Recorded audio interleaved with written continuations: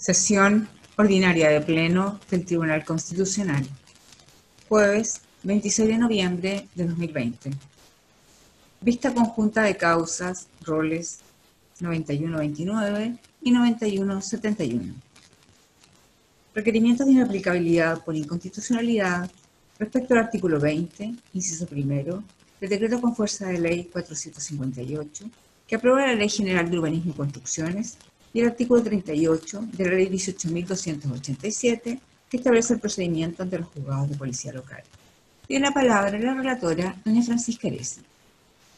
Muchas gracias, señora presidenta. Certifico que se encuentran integrando la sesión de pleno de esta fecha la presidenta del tribunal, señora Abram, los ministros señores Aróstica, García, Romero, Letelier, Pozo, Vázquez, la ministra señora Silva y los ministros señores Fernández y Pica. Se ha llamado a vista conjunta de las presentes causas en la que ambas actoras solicitan la inaplicabilidad por inconstitucionalidad de la norma de la Ley General de Urbanismo y Construcciones que establece que toda infracción a las disposiciones de esta ley y su ordenanza general y los instrumentos de planificación territorial será sancionada con multa a beneficio fiscal no inferior a un 0,5% ni superior al 20% del presupuesto de la obra. Y asimismo, en causa rol 9171, además se impugna la norma de la Ley 18.287 que impide el recurso de casación en los juicios de policía local. En causa rol 9129, el requerimiento ha sido deducido por Sergio Belisario Molina Rojas, quien señala que adquirió un inmueble que se encontraba en construcción y que ignoraba que la obra no contaba con los permisos exigidos por la Ley General de Urbanismo y Construcciones. Agrega que el 7 de noviembre de 2019, la Unidad de Fiscalización de la Dirección de Obras Municipales de Colina le cursó infracciones por construir sin el debido permiso de dicha entidad y por encontrarse el inmueble habitado antes de contar con la recepción final de la obra. Agrega que por sentencia de 20 de marzo de 2020, el juzgado de policía local de Colina lo sancionó a la suma de 7.990.006 pesos, montos que correspondería al 10% del presupuesto de la obra. Indica que presentó un recurso de apelación ante la Corte de Apelaciones de Santiago, el que constituye la gestión pendiente para estos autos constitucionales. En tanto, en rol 9171, el requerimiento ha sido presentado por Sociedad de Inversiones San Sebastián Limitada, la que señala que con fecha 13 de marzo del 2019, la Municipalidad de Independencia le cursó infracción por trabajos de remodelación interior y habilitación para uso comercial de un galpón metálico sin contar con los permisos correspondientes. Agrega que el 17 de octubre de 2019 el juzgado de policía local de dicha comuna dictó sentencia y lo sancionó con una multa de 20 unidades tributarias mensuales, aproximadamente el 10% del presupuesto de la obra. Agrega que presentó un recurso de apelación ante la Corte de Apelaciones de Santiago, el cual constituye la gestión pendiente para este requerimiento de inaplicabilidad. Como conflicto constitucional, ambas requirentes plantean respecto del primer artículo impugnado que la imposición de una multa bajo el mandato de una disposición legal que no establece clasificación de las contravenciones punibles ni configura parámetros objetivos y de graduación para la singularización de la misma, contraviene los principios de legalidad y tipicidad establecidos en el artículo 19, número 3, inciso 8 y 9 constitucionales, y el principio de proporcionalidad, que se desprende de los artículos 1, 5, inciso 2 y 19, números 2, 16, 22 y 26 de la Carta Magna. En tanto, en causa rol 9171, las actoras sostienen respecto del artículo 38 que su aplicación al caso concreto vulnera el principio de igualdad ante la ley y la garantía de un justo y racional procedimiento, en su dimensión del derecho a ser juzgado a través de un fallo sin infracción a la ley y del derecho a un recurso efectivo, reconocidos en el artículo 19, números 2 y 3 de la Constitución Política, en consonancia con el artículo 25.1 de la Convención Americana de Derechos Humanos. Indica que en el caso que se rechace su recurso de apelación, le quedaría vedada toda posibilidad de acudir al Tribunal de Casación para que conozca las infracciones de derecho de que adolece la sentencia definitiva, solo por tratarse de un procedimiento tramitado ante un juez de policía local. conferió los traslados a los órganos constitucionales interesados y a las demás partes, en causa rol 9129 evacúa traslado a la Municipalidad de Colina y solicita el rechazo del requerimiento. Sostiene que al no haberse impugnado conjuntamente los artículos 116 y 145 de la Ley General de Urbanismo y Construcciones junto con los que vienen en el libelo, si se acogiera la pretensión de inaplicabilidad, nada obsta a la imposición de una sanción, pero la determinación del quantum de la multa quedaría incierta, por lo que el Tribunal de Segunda Instancia tendría que ratificar o rechazar el monto de la multa sin ningún parámetro. Luego sostiene que el fundamento de este requerimiento es de mera legalidad, pues no existe vulneración alguna a los principios de legalidad y tipicidad al haberse establecido infracciones respecto de conductas determinadas y tampoco se ha transgredido el principio de proporcionalidad, pues la norma cuestionada no se aleja de este principio al establecer criterios para fijar la multa, entre ellos el presupuesto de la obra y un monto mínimo y máximo en relación a ese valor. En tanto, en rol 9171 ha formulado observaciones la Municipalidad de Independencia. Respecto de la gestión pendiente, refiere que en contra de la sentencia de primera instancia, la actora dedujo un recurso de casación en la forma y subsidiariamente un recurso de apelación, haciendo ver el error de haberlos interpuesto en forma subsidiaria y no conjuntamente como lo dispone el artículo 770 del Código de Procedimiento Civil. Enfatiza que el recurso de casación fue declarado improcedente por el juzgado de policía local por resolución de 8 de enero de este año, de conformidad a lo dispuesto en el artículo 38 de la ley 18.287, impugnado en estos autos. Por tanto, en primer lugar alega que dicho precepto ya fue aplicado y por lo mismo su cuestionamiento carece de oportunidad. Luego, en relación al reclamo referido al artículo 20 de la Ley General de Urbanismo y Construcciones, refiere que los argumentos planteados por la requirente están dirigidos más a la falta de fundamentación de la sentencia que a la aplicación de la norma en cuestión. En ese orden de ideas señala que el recurso de apelación que ha deducido dice relación con una supuesta inexistencia de la infracción y una insuficiencia de prueba para la condena. Y por tanto, esto debe resolverse en la instancia correspondiente. De todos modos, refiere que en cuanto a la supuesta transgresión al principio de proporcionalidad de las sanciones, ello no acontece toda vez que la sanción se encuentra establecida con anterioridad a la perpetración de los hechos, existen parámetros para aplicar tal sanción y por lo mismo no procede a acoger el requerimiento que se ha deducido. Es todo cuanto puedo señalar, señora Presidenta. Muchas gracias. Por la ilustre Municipalidad de Colina, y hasta por 15 minutos en causa rol 2129, tiene la palabra don Nicolás Gali. Buenos días, su señoría excelentísima, con la venia de su señoría Nicolás Horacio Gali Burroni, por la ilustre Municipalidad de Colina, solicitando desde ya que se rechace el recurso de inaplicabilidad por las razones que se pasan a exponer. Para comenzar a abordar este tema, no puedo dejar de señalar o traer a colación lo que señala el profesor Enrique Bacigalupo en su ya clásica obra del derecho penal y el Estado de Derecho, principalmente en aquello que se refiere a la vinculación del derecho penal y la ley, y la función por ende del juez con el derecho penal. Y desde ya entonces, contraviniendo lo que han establecido otras sentencias de este excelentísimo Tribunal Constitucional que se han pronunciado en este mismo sentido, principalmente la sentencia 2648 y 8278 de este excelentísimo Tribunal Constitucional, que han acogido los requerimientos de inaplicabilidad.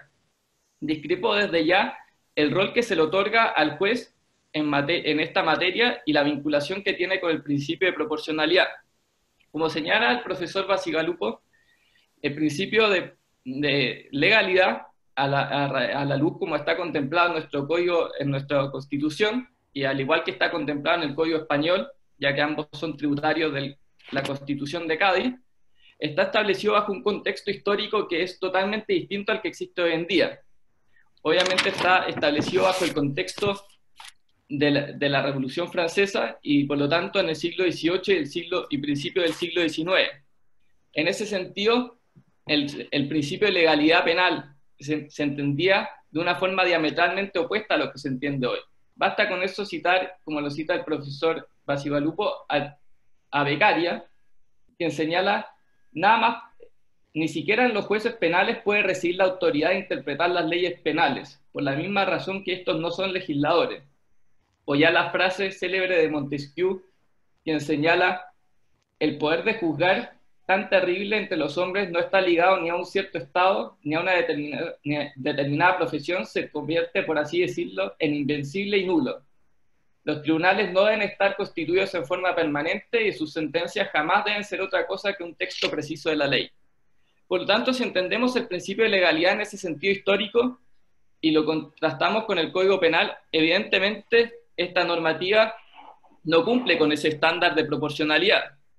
Pero ese estándar de proporcionalidad no debe ser entendido bajo este contexto histórico, sino que debe ser entendido bajo un Estado moderno de derecho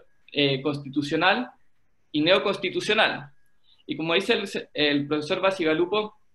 en ese sentido el juez no es meramente un aplicador de la ley, sino que a su vez también pasa a ser un creador de ley, en el sentido de que aplica derechamente principios que son de un orden superior y que están establecidos en una norma fundante, suprema, y que tiene aplicación vinculante directamente. Lo mismo que dice Karl Lawrence al señalar que la justicia, que el juez aplica la justicia a la decisión del caso. Y lo mismo que señala incluso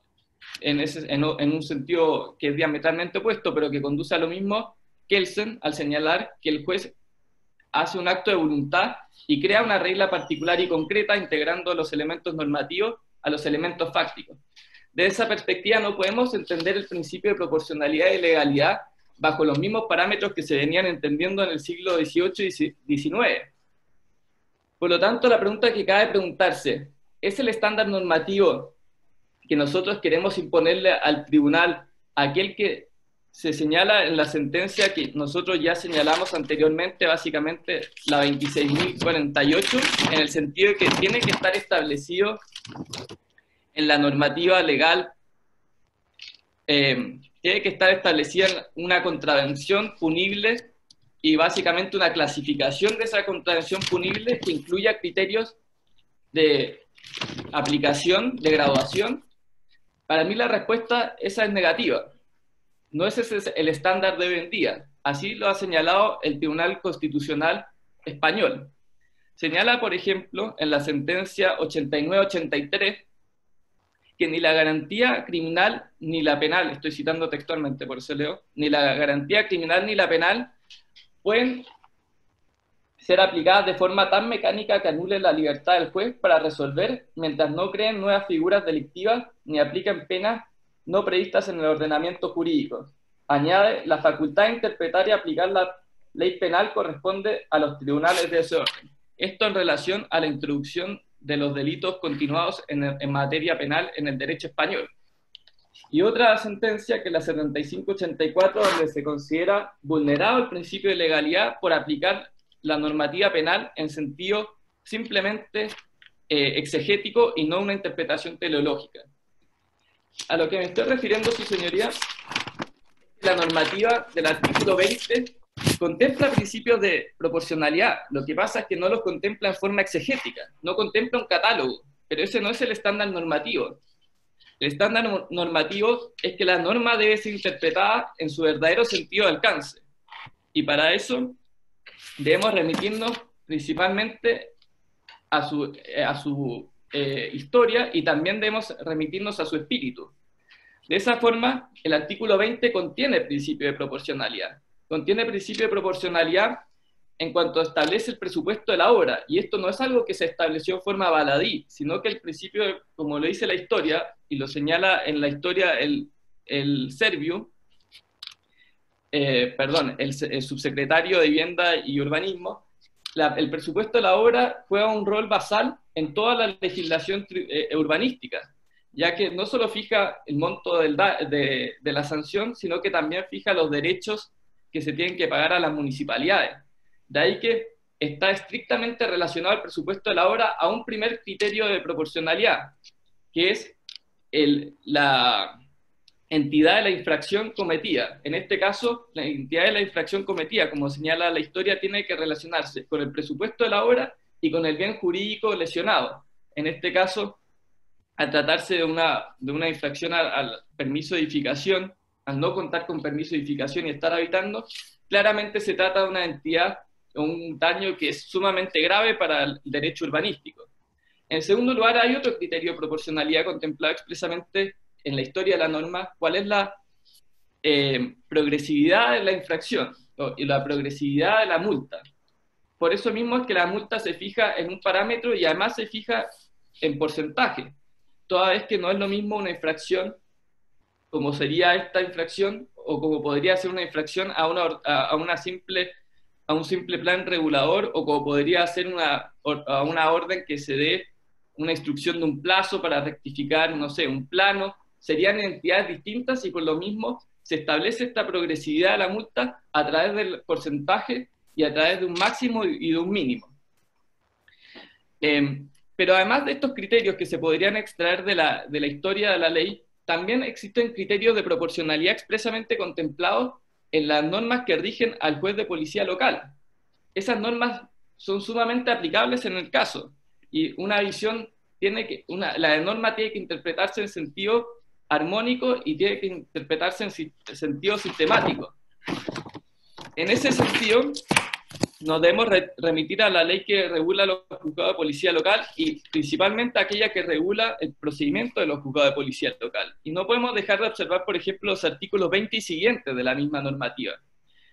Ahí mismo se establecen criterios de proporcionalidad muy claros. Se señala, por ejemplo, que el juez de policía local debe, por ejemplo, o sea, podría, en realidad más que debe, suspender la pena al infractor que no hubiese sido sancionado antes, lo cual da cuenta de que hay un criterio de proporcionalidad, cuál es la conducta anterior del infractor. Incluso podría absolver, eso dice el artículo 20, al infractor en caso de ignorancia acusable o de buena fe. Esos serían otros criterios de proporcionalidad, por lo tanto, también contemplados en la misma normativa. El conocimiento de la norma, la buena fe. O sea, ahí ya por lo menos tendríamos 5 criterios de proporcionalidad que podría aplicarse para determinar la multa. Incluso en la misma norma también agrega que se debería tomar en cuenta la posible reparación del mal causado. No lo dice en esos términos, dice, debería entonces el juez darle un plazo para que la persona pueda reparar la infracción que se ha cometido, lo cual además ha sido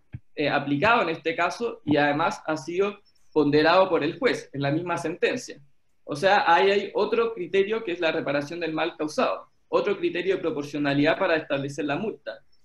Incluso la misma normativa en el artículo 20 bis señala que el juez puede conmutar la pena de multa por trabajos, y en ese sentido lo puede hacer en atención a la capacidad económica del infractor. Vale decir, otro criterio de proporcionalidad que no está contemplado en el artículo 20, pero que obviamente es aplicable al juez de policía local. O sea, no podemos desconocer que existen criterios de proporcionalidad que se desprenden ya sea de la historia de la norma, del espíritu mismo de la norma, o ya sea de una aplicación sistemática del ordenamiento jurídico. Por lo tanto, volviendo a la pregunta inicial, ¿el estándar normativo es fijar en un catálogo cerrado al juez todos los criterios de proporcionalidad y clasificar las infracciones en atención a su gravedad, o darle libertad a un juez que su función natural es aplicar justicia en el caso, para que éste fije en cada caso cuáles son los criterios de proporcionalidad que están referidos en la norma, y por lo tanto él mismo determina en atención al bien jurídico que se ha dañado cuál es la gravedad de la infracción? Me parece que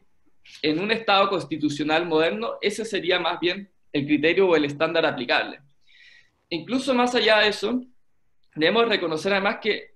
para fijar la multa, el juez de policía local también puede recurrir al Código Penal. Eso es así. El artículo 23 y antiguo 24 de la ley, que se llama del juzgado de policía local, expresamente hacía una remisión a las normas del Código Penal.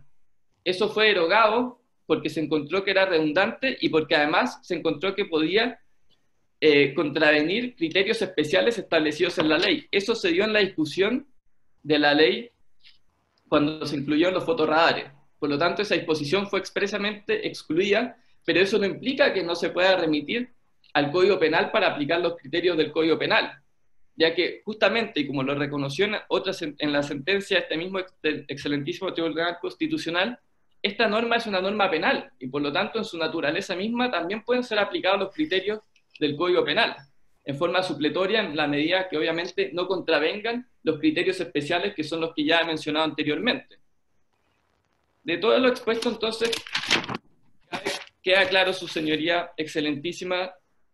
que la norma en comento no queda desprovista de criterios de proporcionalidad. No es cierto lo que dice la sentencia 2648, y voy a leer textualmente, que contiene un marco penal urbanístico excesivamente laxo o rayano en la indeterminación del marco penal. No es cierto que exista eso. Acá, por el contrario, existen criterios de proporcionalidad. Lo que existe es una discrecionalidad otorgada al juez en razón de la función propia del mismo y en razón también de la naturaleza de las sanciones que éste debe aplicar. No debemos olvidar que el juez de policía local tiene múltiples competencias y por lo mismo otorgarle un catálogo de criterios obviamente iría contra la naturaleza de las competencias, porque no puede aplicarse el mismo catálogo en materia urbanística que en materia de tránsito o en otras materias que él mismo debe conocer, como infracciones a las ordenanzas municipales. Y finalmente quisiese concluir señalando que me parece que acá el fondo de la discusión es más bien una sospecha hacia el juez de policía local, en el sentido de que se sospecha de su autonomía o de su independencia, y se pretende, tal vez mediante este recurso de inaplicabilidad, corregir esa falta de autonomía o independencia en razón de la composición, del financiamiento tal vez, que tiene el juez de policía local, cuando en realidad lo que se debería hacer, pero que escapa obviamente a esta discusión, es reformar la composición y tal vez la independencia del juez de policía local, pero no atarlo a una norma que es totalmente ajena a lo que es hoy en día un juez, atarlo a criterios totalmente rígidos y que no le permitan, por lo tanto, aplicar la justicia en el caso particular. También quisiese hacer mención brevemente a explicar un poco más lo que señaló correctamente la señora relatora, en el sentido de que este recurso en sí mismo conlleva un problema o tiene un problema en su interposición, toda vez que de acogerse este requerimiento, esto conllevaría no a mejorar el estado constitucional de la cuestión, sino que, por el contrario, a empobrecerlo, ya que si se acoge y se deja sin efecto el artículo 20 en la parte que se encuentra impugnada, vale decir en aquella que permite fijar la multa, o el quantum de la multa, más bien dicho, en atención al presupuesto de la obra y con ese límite, entonces el juez no es que no debiese aplicar la sanción, la va a tener que aplicar igualmente, porque no se está inaplicando la potestad sancionatoria, ni tampoco se está inaplicando las infracciones que se han cometido, ni la normativa en donde ellas se encuentran contempladas. Lo que se está inaplicando simplemente es la forma de determinar el quantum.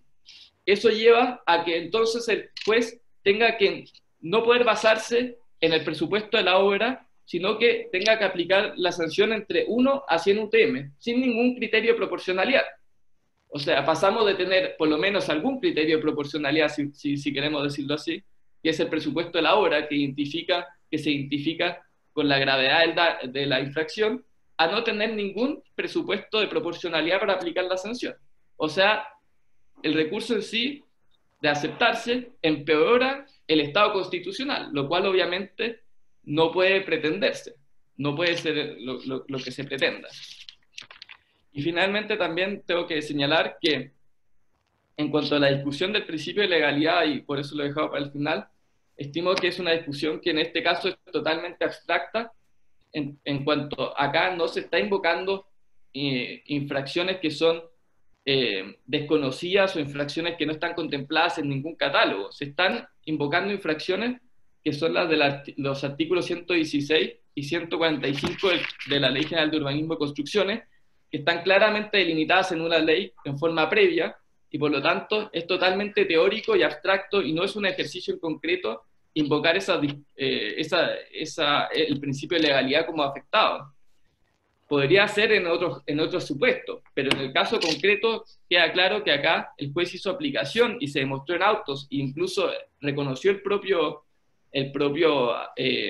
denunciado, que efectivamente acá se transgredieron conductas concretas. Entonces no se puede incurrir acá en un análisis totalmente abstracto. Por lo mismo, su señoría solicitó que se rechace el requerimiento de inaplicabilidad en razón de lo expuesto. Muchas gracias, su señoría excelentísima. Gracias a usted. Por la Municipalidad de Independencia, en causa rol 9171, y hasta por 15 minutos, tiene la palabra don Diego Balart. Buenos días, su señoría excelentísimas. Con la venia de usted, señora presidenta, y de este excelentísimo tribunal, alego en representación de la ilustre Municipalidad de Independencia en contra del requerimiento de inaplicabilidad por inconstitucionalidad deducido por la Sociedad de Inversiones San Sebastián Limitada, en virtud del cual se solicitó básicamente la inaplicabilidad de dos normas, esto es el artículo 20 de la Ley General de Urbanismo y Construcciones y el artículo 38 de la Ley 18.287 que establece los procedimientos ante los juzgados de policía local, su señoría. Ambas normas, en términos generales, lo que alega el requerimiento de inaplicabilidad es que en su aplicación en el caso concreto contravendrían de alguna forma lo dispuesto o lo previsto en los principios de legalidad y de proporcionalidad en cuanto al artículo 20 de la Ley General de Urbanismo y Construcción y en cuanto al principio del debido proceso en cuanto al artículo 38 de la Ley 18.287. Y primeramente, su señoría, necesariamente me debo referir a, que también fue señalado por la relatora en su relación, que ¿cuál es la gestión pendiente? Y la gestión pendiente, su señoría, donde deben incidir determinantemente estas normas y por ergo su inaplicabilidad a juicio del requiriente, señoría, es un recurso de apelación, ingreso corte 247-2020 que se encuentra en la Ilustrísima Corte de Apelaciones de Santiago. Y es relevante porque dicho recurso de apelación, como fue señalado, fue deducido de manera subsidiaria a un recurso de casación en la forma en contra de la resolución del juez de policía local de fecha 17 de octubre de 2019. Lo relevante de esto, su señoría, es que hay un grave defecto procesal, su señoría, que necesariamente hará que dicho recurso sea desestimado sin entrar al fondo del asunto, su señoría, de conformidad a lo dispuesto en el artículo 770 del Código de Procedimiento Civil, que precisamente establece que cuando se deduce una casación en la forma y una apelación, estas deben ser deducidas de manera conjunta y no de manera subsidiaria, como aconteció, su señoría, lo que hará caer dicho recurso, entendiendo de esta forma que la discusión o no respecto a la aplicabilidad de las citadas normas carece de fundamento, señoría. Sin perjuicio de ello, de todas formas, para una debida atención de los hechos, necesito referirme a cuál es la gestión pendiente, principalmente en cuanto a lo previsto en el artículo 20 de la Ley General de Urbanismo y Construcción. Los hechos, su señoría, dicen relación con una infracción cursada al requiriente, esto es, la Sociedad San Sebastián Limitada, por parte de la Dirección de Obras Municipales de la Municipalidad de Independencia, por infringir el artículo 116 de la Ley General de Urbanismo y Construcción. Artículo que no fue requerida su inaplicabilidad por el requiriente, y esto es relevante porque precisamente entiende esta parte que en dicho artículo se encuentra por cumplido el principio de legalidad, ya que es dicha norma la que señala extensamente y describe cuál es la conducta que debe cumplirse por el requiriente, que debe cumplirse por cualquier ciudadano, su señoría, a efectos de realizar obras, ampliaciones de obras, etcétera, su señoría. Ni siquiera es en un reglamento, es en una ley promulgada con anterioridad a estos hechos, su señoría excelentísima. Y no es otra ley, es la misma Ley General de Urbanismo y Construcciones que en su artículo 20 establece las sanciones precisamente por dicha infracción. En este sentido, su señoría,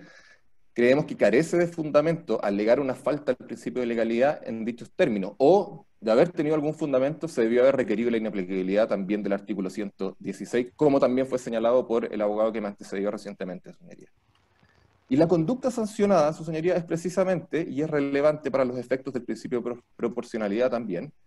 efectuar trabajos de remodelación interior y habilitación para uso comercial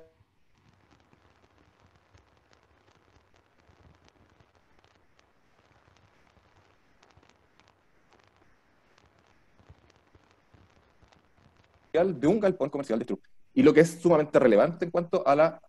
proporcionalidad es que dicha obra cuenta, y se contó en el proceso ante el juzgado de policía local, con un presupuesto ascendente a 11.592.800 pesos. Todos estos antecedentes fueron latamente recogidos en la sentencia de fecha 17 de octubre de 2019 que da cuenta del análisis de la prueba rendida en el proceso contradictorio, su señoría. Y frente a esta sentencia es que el requiriente hoy de inapplicabilidad deduce, a nuestro juicio, con error procesal, el citado recurso de casación en la forma con apelación subsidiaria. Y esto, su señoría, es relevante en el caso concreto respecto del artículo 20, en supuesta infracción a los principios de legalidad y proporcionalidad, su señoría, es que insistimos que se debió en ese caso haber alegado el artículo 116 porque es precisamente donde se da la legalidad de la infracción como consecuencia del dicho artículo. Su señoría, la sanción prevista en el artículo 20. No fue requerido el 116, su señoría, y por ende no es objeto de la discusión. Y situándonos simplemente en el artículo 20, y en cuanto al principio de proporcionalidad, dejado de lado el principio de legalidad, su señoría, creemos que este también se encuentra, o se satisface, de acuerdo a los parámetros, su señoría, que incluso este propio tribunal ha sostenido anteriormente. Entendemos que el principio de proporcionalidad se encuentra absolutamente cumplido y satisfecho desde el minuto que el artículo 20, en cuanto al caso concreto, como ya se ha señalado, su señoría, establece parámetros prácticos y objetivos para que el juez, dentro de un ejercicio de la valoración de la prueba, rendida en una igualdad de armas, su señoría, por tanto el requiriente como por la Dirección de Obras Municipales, su señoría, aplique la sanción descrita en la norma, como se ha dicho, en base a criterios objetivos y determinados, y en ningún caso, como intenta sostener el requiriente, en base a meros juicios de valor, su señoría. ¿Y cuáles son esos criterios? A juicio de esta parte, el primer criterio es que el artículo 20, en cuanto a la aplicación de la sanción en el caso concreto, da cuenta de la infracción de una conducta descrita en el artículo 116, no requerido inaplicabilidad, y que esta sanción consiste en una multa, o en una aplicación de una multa que además se encuentra delimitada en cuanto a su quantum, estableciéndose un mínimo y un máximo de la misma, esto es que va desde el 0,5% hasta un máximo de un 20%, y no es un 5 o un 20% dejado al arbitrio del juez de policía local, en este caso, señoría, es un quantum dejado a un elemento objetivo como es el valor del presupuesto de la obra, que puede existir en base a dos modalidades, su señoría, sin perjuicio que sea parte de un juicio contradictorio. Dicho presupuesto, que es lo que determina la objetividad de la multa a acreditar, se puede dar, uno, por el presupuesto que tenga finalmente quien ejecuta la obra, en este caso el requiriente de inaplicabilidad, y en caso que no tenga dicho presupuesto, que además es un elemento necesario para determinar el pago de los respectivos impuestos, su señoría, y derechos de los permisos. En caso que no lo tenga, es la misma ley, el artículo 20, que establece cómo se va a determinar dicho presupuesto, que finalmente es el parámetro objetivo para determinar este quantum limitado de la sanción, su señoría. Y esto es base a una actuación pericial, al ejercicio y a la evacuación de un informe de un perito para determinar el valor de las obras. Y eso, su señoría, tampoco es una medida arbitraria o discrecional dicho informe, como bien sabe este excelentísimo tribunal, en cualquier procedimiento contradictorio, la presentación de un informe, desde ya la elección de un perito, su señoría, es un ejercicio contradictorio en que las partes podrán efectuar sus alegaciones pertinentes y una vez evacuado el informe en los mismos términos, su señoría. No es que simplemente el juez decía arbitrariamente este u otro perito hará un informe sin ningún tipo de parámetro, su señoría. Y en ese sentido creemos que todo lo anterior se traduce o significa que existe un esquema de progresión y proporcionalidad de las sanciones del artículo 20, con límites, su señoría excelentísima, y parámetros objetivos para su determinación. Límites y parámetros establecidos para su determinación, su señoría, los cuales se encuentran establecidos con anterioridad a los hechos para sancionar conductas establecidas por la propia ley, en este caso establecida en el artículo 116, como se ha indicado, su señoría. En estos términos creemos que el artículo 20 en ningún caso vulnera ni el principio de legalidad, ni el principio de proporcionalidad, como en los términos en que ha sido requerido por el requiriente de su señoría, y además, a mayor abundamiento, adhiero por economía procesal a lo ya expuesto por el abogado señor Nicolás Gali, que me antecedió respecto al punto. Y en cuanto al artículo 38 de la ley 18.287, aquí necesariamente tengo que hacer mención al error procesal que ya se ha venido dando cuenta, su señoría. El requiriente alega que hay una infracción al debido proceso y que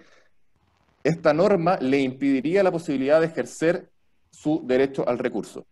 Lo primero que hay que sostener, su señoría, es que el requiriente hizo uso de su derecho al recurso, y un derecho a un recurso tanto de hecho como de derecho, su señoría, como lo es el recurso de apelación. Y a mayor abundamiento, hizo uso de su derecho al recurso de casación. Ahora bien, el problema es que cometió un error